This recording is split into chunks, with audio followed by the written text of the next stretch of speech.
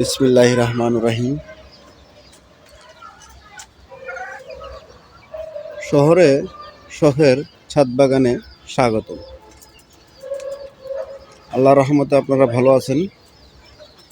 দেখেন আমার এই সাদা মুরগিটা ডিম দিবে ইনশাল্লাহ আল্লাহর রহমতে।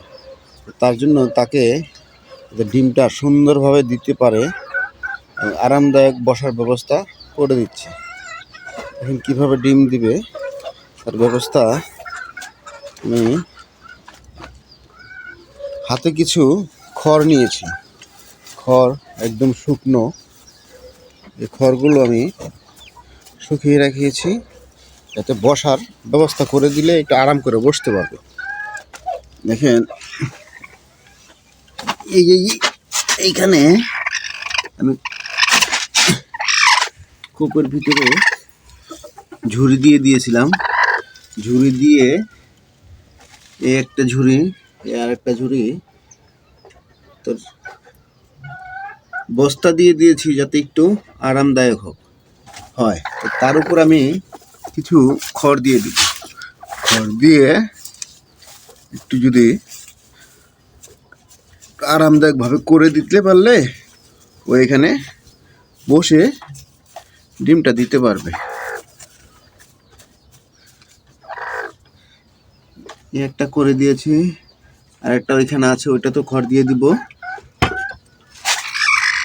আরেকটা দেখেন মুরগি এখানে আর একটা ডিম পাড়ার জন্য বসে আছে, এখনো ডিম দেয় নাই, আশা করি দিয়ে দিবে ইনশাল্লাহ। বসে আছে, ডিম দিবে। কার্টুন দিয়ে দিয়েছিলাম, নিচে খড় দিয়ে দিয়েছিলাম, তো ডিম দেখ, এখনো দেয় নাই, দিলে আপনাদের দেখাবো।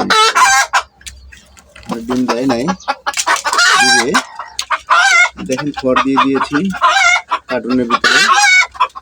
সবসময় মুরগি আপনার ডিম দেয় একটু উঁচা জায়গাতে, তার জন্য আপনারা ঘরের ভিতরে একটু বাঁশ দিয়ে মাচা করে দিবেন যাতে উপরে উঠে, তাহলে ওইখানে বসে তারা ডিম দিতে পারে।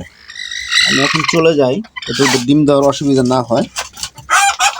দেখেন আমি চলে গেলাম।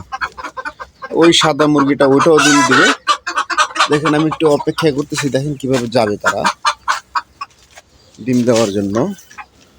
আপনার এই দেখুন ঢুকতেছে, দেখছেন, দেখতে পাচ্ছেন?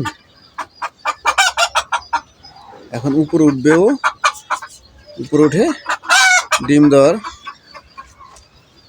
জন্য বসে যাবে। জুম করলে দেখা যাচ্ছে না আসলে। যাই হোক, আল্লাহর রহমতে যাতে ভালোভাবে ডিম দিতে পারে, আর সবগুলো যাতে মুরগি ভালো থাকে, সুস্থ থাকে। আপনারা ভালো থাকবেন আর আমার চ্যানেলের সাথে থাকবেন, এটা লাইক দিয়ে। আসসালামু আলাইকুম।